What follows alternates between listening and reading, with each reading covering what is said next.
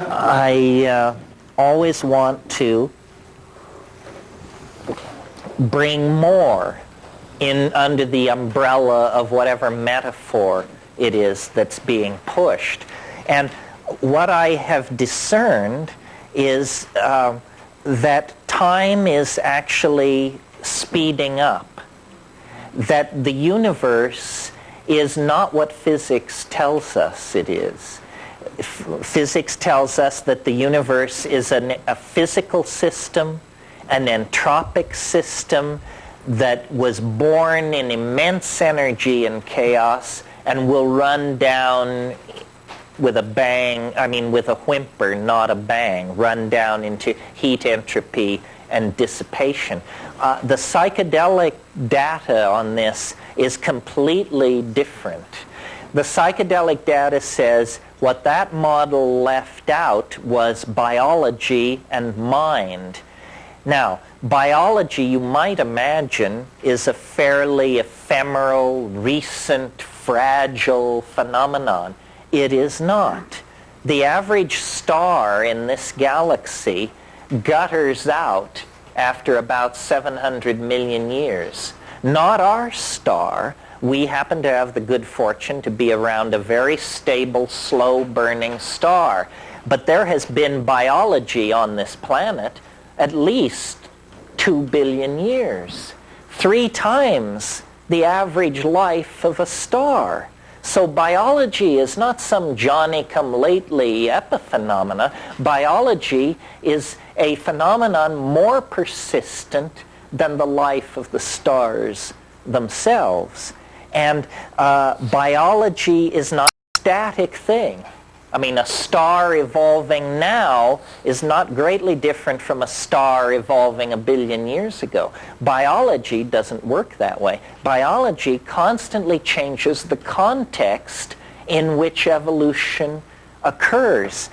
The way I have downloaded this into a phrase is the universe is, the biological universe at least, is a novelty-conserving engine. Upon simple molecules are built complex molecules.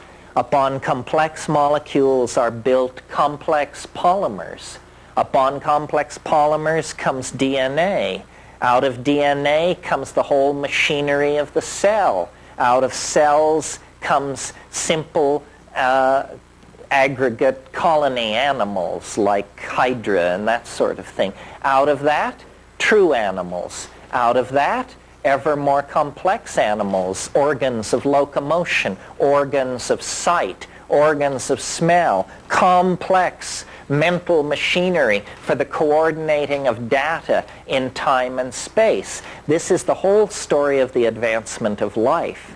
And in our species, it reaches its culmination and it crosses over into a new domain where change no longer occurs in the atomic and biological machinery of existence. It begins to take place in this world which we call mental.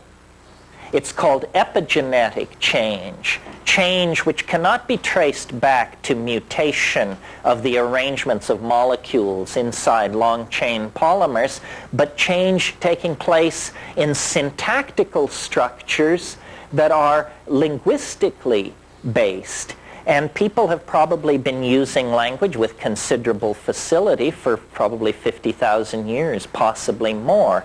In our own time, we have created ever more elaborate languages, ever more elaborate technologies for transforming, storing, and retrieving language, so that we are actually on the brink, of being able to give every single one of you the complete cultural inventory, the complete database of human beings' experience on this planet. That's what these data highways and networks are all about. The nervous system is being hardwired. But what I wanted to draw your attention to about this is it is not only an advance deeper and deeper into novelty, but it's an advance in which each successive stage occurs more quickly than the stage which preceded it. So, once you get the Big Bang, then nothing much happens for a long, long time. I mean, there's plasma streaming through the universe. The universe is slowly cooling, but that's the most dramatic, complex process in the universe, this cooling. Then, after a certain point, more complex processes come in. Complexification begins to build, and as it builds, it begins to happen faster and faster and faster. And the great puzzle in the biological record is the suddenness of our own emergence, human emergence out of the primate line. It happened with enormous suddenness. Lumholtz calls it the most explosive reorganization of a major organ of a higher animal in the entire fossil record. And that's, a great embarrassment to the theory of evolution, because this is the organ which generated the theory of evolution. We're talking an appendix or an eyebrow here. We're talking the very organ which generated it. I think that we have taken far too much responsibility for what is happening, and that what we took to be a staircase we were climbing is actually an up escalator. And if you will stop climbing, you will notice that it does not impede your upward progress, because the ground you're standing on is moving you toward the goal. And I think that this idea, which may be the proof that I'm bonkers, requires a fairly radical reorganization of consciousness, because what I'm saying is the universe was not born in a fiery explosion from which it has been being blasted outward ever since. The universe is not being pushed like that from behind. The universe is being pulled from the future toward a goal that is as inevitable as a marble reaching the bottom of a bowl when you release it up near the rim. If you do that, the marble will roll down the side of the bowl, down, down, down, and eventually it will come to rest in the lowest energy state, which is the bottom of the bowl. That's precisely my model of human history. And now, bear in mind what the competition is peddling. The competition is peddling the idea that the universe sprang from nothing in a single moment for no reason. Now, whatever you think about that, notice that it's the limit case for credulity. Do you understand what I mean? I mean, if you can believe that, it's hard for me to imagine what you would balk at. If we were to sit down and say, let's see who can think of the most unlikely thing that could possibly happen, I submit to you, nobody could top the Big Bang. It is the improbability of improbabilities. It is the mother of all improbabilities right there. So I'm suggesting something different. I'm suggesting that the universe is pulled toward a complex attractor that exists ahead of us in time, and that our ever-accelerating speed through the phenomenal world of connectivity and novelty is based on the fact that we are now very, very close to the attractor. All Western religions have insisted that God would come tangential to history, but they all lose their nerve when you ask when, which is the only interesting question about that hypothesis. I mean, if it's not now, then what the hell difference does it make? It's just pissing in the wind as far as I can see. I think that the very real social crisis that is upon us, the crisis of population, of resource depletion, of atmospheric degradation, of epidemic disease, all these crises indicate that we are now down to the short epochs of this process of universal ingression into novelty, and that in fact it makes no sense whatsoever to speak of a human future. There is no human future. It's inconceivable, given where we are today, that to speak of the human world 1,000 years from now or 500 years from now. It is literally, it either doesn't exist or it's beyond our power of imagining.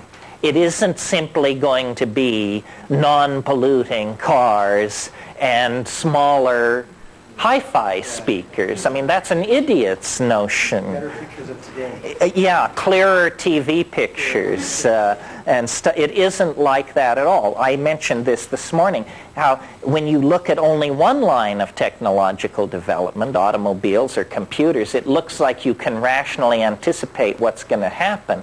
But when you realize that there are thousands of these lines of development, all transforming themselves, all moving towards some kind of omega point, then you realize that we're in the grip of what I call a concrescence. And I maintain that you don't have to believe me on this. You can see it from here. You just have to climb a high hill. There's one. It's called psilocybin. There's one, it's called ayahuasca. The view from the tops of these hills is of the concrescence. It lies now closer to us than the Johnson administration, for God's sake, in time. And, I have an elaborate mathematical theory to back this up, which you should gratefully learn. You are not going to be flayed with this afternoon, but I think it's going to become more and more important for people to delinearize their view of time, decondition yourself from the lie of history. After all, if time were space, history would be a spider web. So bear that in mind. Concrescence. Concrescence is a word that I cribbed from the metaphysics of Alfred North Whitehead. And in fact, much of what I say, Whitehead provides the foundation for. He, like myself, had the idea that history grows toward what he called a nexus of completion. And these nexi of completion themselves grow together into what he called the concrescence. So a concrescence is a domain of extremely high novelty in comparison to whatever it's embedded in. So for instance, you walking in the wilderness, you are a concrescence, because you are more complex than the medium you're moving through. A raisin embedded in a cornmeal muffin is a concrescence. It is more complex than the muffin matrix in which it finds itself. So a concrescence is a local state of unusually high complexity. And a concrescence exerts a kind of attraction. Let's call it the temporal equivalent of gravity, so that all objects in the universe are drawn through time, not space. Gravity draws you through time. Gravity draws you through space. Time draws you toward the concrescence. This is why the universe is seen to be becoming more and more complex, faster and faster. Yeah. Give us your best scenario of December 21st, 2012. Well, first of all, 22nd, 36th. No. We had a meeting of the Rebbes on this one, and we got it figured out.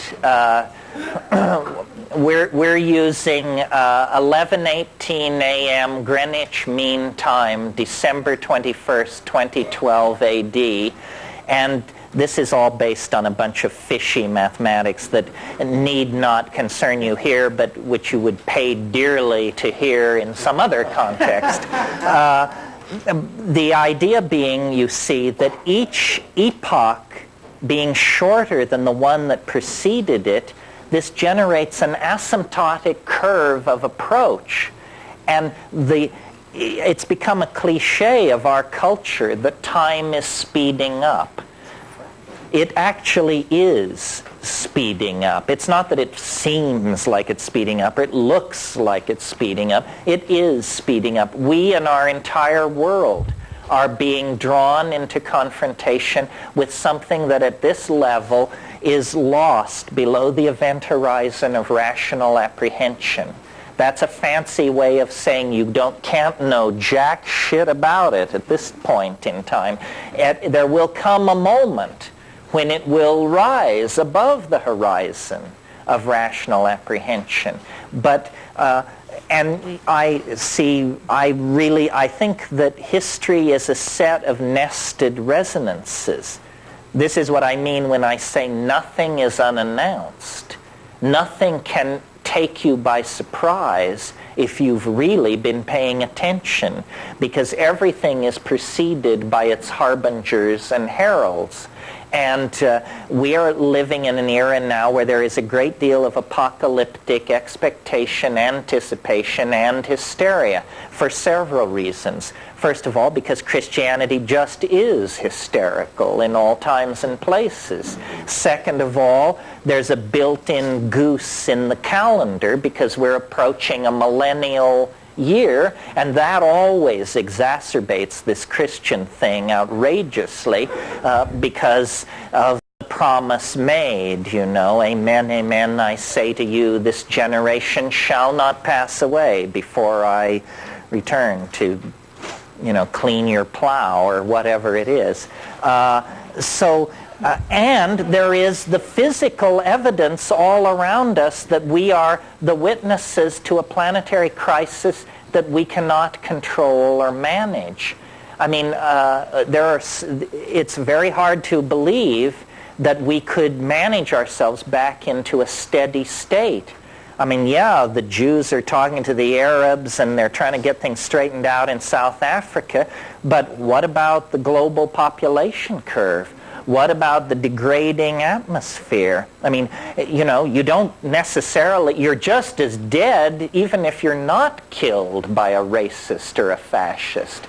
So we can get certain problems under control, but it seems certain problems are beyond our control. Also, there's another level to all this, which is when you take cores from the Greenland ice, or make side-ranging radar maps of the Canadian Shield, you discover that we are not the only force for disruption and chaos wandering around the universe looking for trouble. The universe is an incredibly chaotic and unstable place. Planetesimal impacts on the Earth have reset the biological clock at least 3 times in the last billion years. What we have been living through for the past 50,000 years is an unusual era of metastability, and it has allowed us to create a global civilization. But we can't assume that we have 50,000 years of stability ahead of us, or even 100,000 years of stability ahead of us. And finally, you know, this curious resistance to the idea of the end of the world always amuses me, because maybe the world will end and maybe it won't end. But have you ever noticed that the end of your world is an absolute certainty? You're going to go into the yawning grave, and rather soon, I should suspect, and possibly sooner than you're prepared for. So quibbling over the end of other people's world seems like a philosophical argument compared to the certainty of your own finality. Yeah. I've just been kind of recently playing around with Stephen Hawking's book, and I wondered if you could comment or critique it and say how that creates parallel universes or not to your view of the world. Well, that's an interesting question, and I've been thinking about. The question is out of Stephen Hawking's book about parallel worlds and black holes and stuff. How can these physical oddities or anomalies be related to what I'm talking about? Well, first of all, we don't know what a black hole is. A black hole has at the center of it a singularity.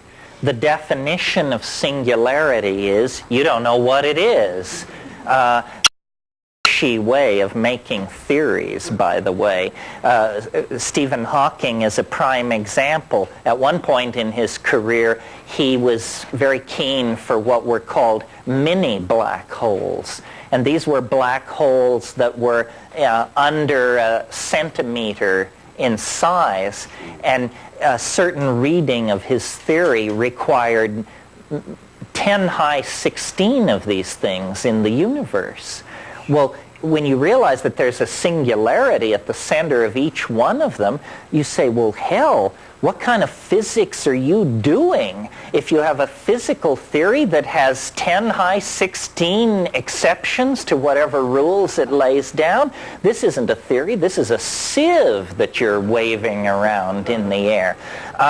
However, the black hole does bear on this because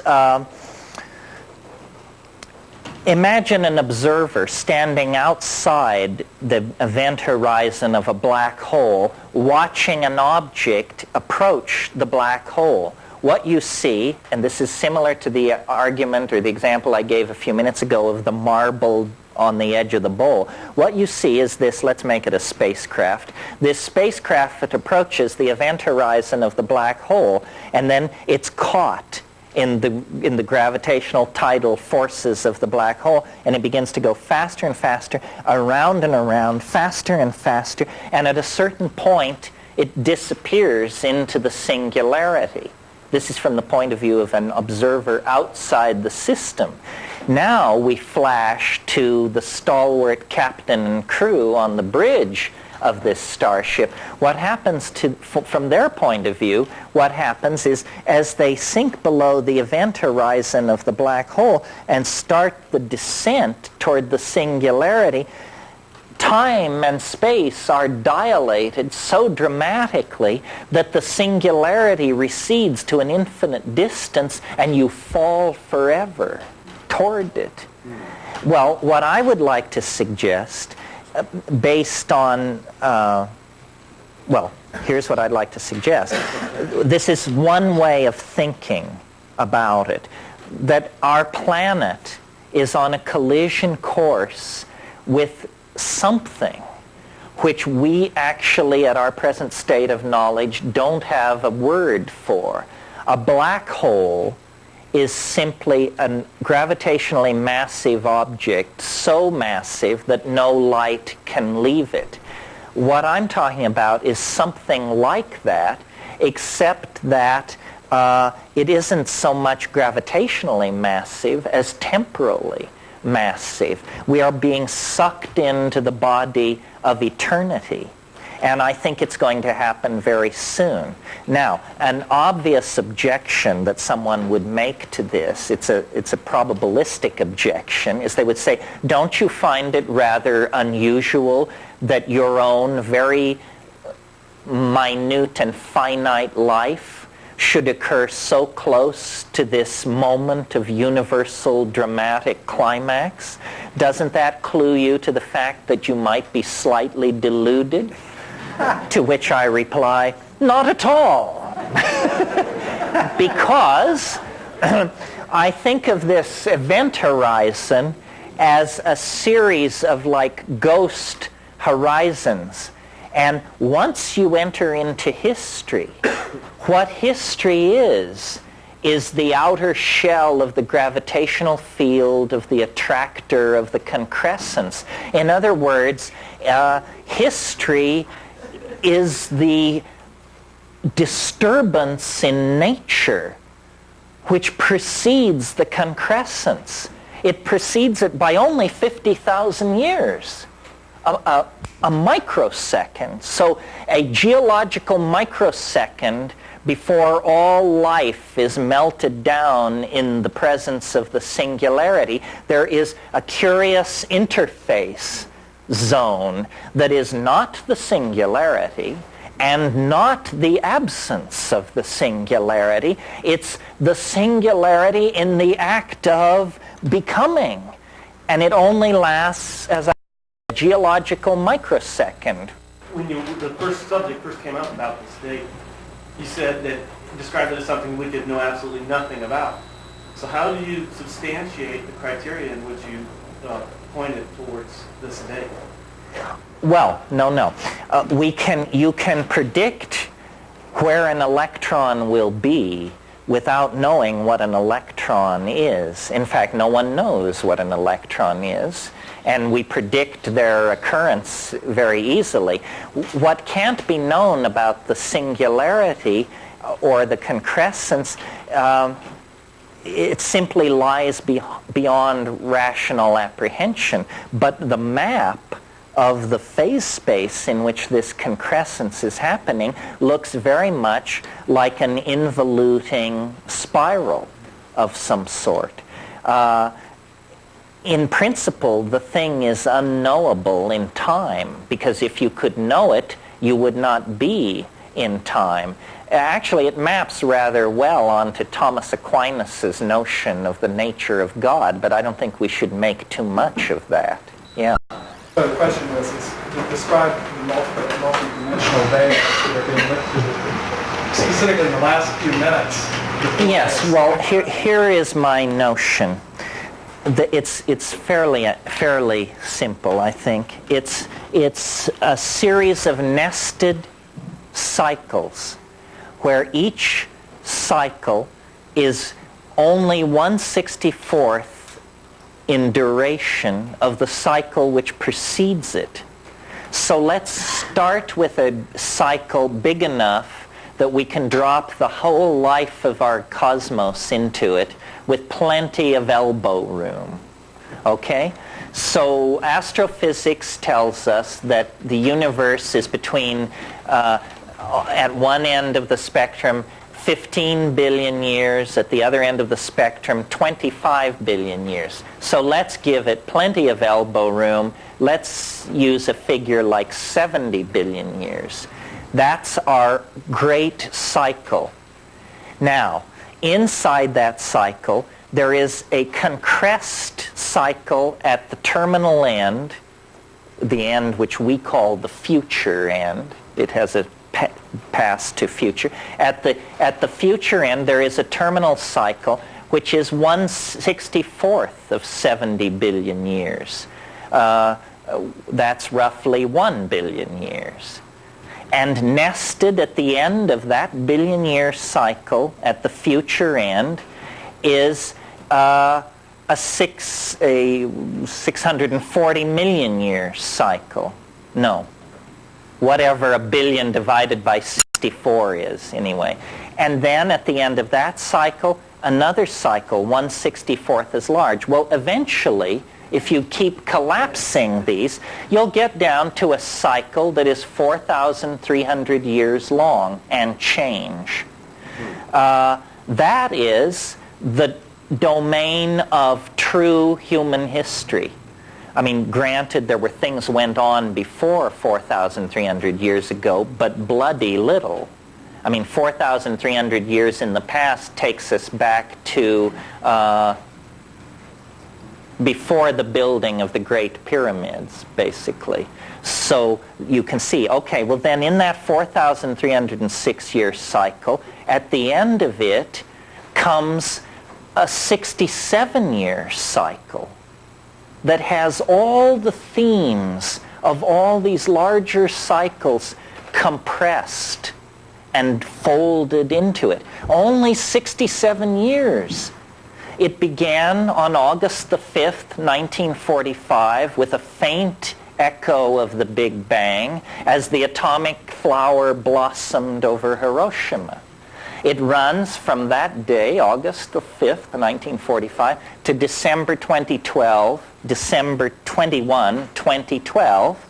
But 384 days before you reach that date, you cross into a cycle only 384 days long that has all these larger cycles compressed in it. And 6 days before you reach the 0 point, you cross through into a domain of only 6 days duration that has all these huge cycles compressed in it. From 6 days to 1 hour and 35 minutes, to 1 minute and 6 seconds, to 1.3 seconds, to 0.035 seconds, down to the domain of Planck's constant, 6.55 times 10 to the minus 23rd erg seconds. Technically, we refer to it as a jiffy. Finally, you get down to 1 jiffy. Well, now, what is happening? Imagine the here's the point I want to make. If you have a universe like that, 72 billion years in duration, it will undergo half of its evolution in the last 30 seconds of its existence. Can you imagine? Now, this is what the scientists do, except they spin it around. And that's why, I can't remember who wrote it, but the book called The First 3 Minutes, Steven Weinberg's book, The First 3 Minutes, a book about the first 3 minutes in the life of the universe, where he leads you through all this complex physics as matter is crystallizing out of hyperspace and all this stuff. All I'm saying is, let's put the complexity in the more likely end of the cycle. Let's put it at the end, when after billions of years of evolution and all kinds of complexity and that sort of thing, everything comes together. So this kind of a cycle, if we were actually living in a universe like this, could completely unfold itself according to its natural laws and yet provide a miracle, the miracle of the concrescence. That's why I'm so keen on boundary dissolution. The more boundaries that have dissolved, the closer to concrescence we are. And when you finally reach it, there are no boundaries. You are eternity. You are all space and time. You are alive and dead, here and there, before and after. The singularity is a coincidentia oppositorum. It can simultaneously coexist in states which are contradictory. It is, Thomas Aquinas's vision of God. It's something which transcends rational apprehension. But it gives the universe meaning, because all process then can be seen to be a seeking and a moving and an effort to approximate, connect with, and attend to this transcendental object at the end of time. One way of thinking of it is like those bar balls that they hang in discos that send out thousands of reflections off everybody and everything in the room. Well, think of the transcendental object at the end of time as that bar ball, and then those reflected, twinkling, refractive lights are religions, scientific theories, gurus, works of art, poetry, great orgasms, great souffles, great paintings. In other words, anything which has, we even use this phrase, anything which has a spark of divinity in it is in fact referent to the original source of the sparks of all divinity, which is the compressed experience of life and mind after billions of years of unfolding itself within the confines of three-dimensional space. And you can make this vision your friend through psychedelics, because, as I said at the beginning of this rave, you can see it from here. Of course, not if you have your face plunged in your stock portfolio. You're not going to see it, no. But if you will go up on the mountain and take 5 dried grams in silent darkness and pray through the night, you will absolutely guaranteed come into a sense of this thing. And it's real. And history is simply a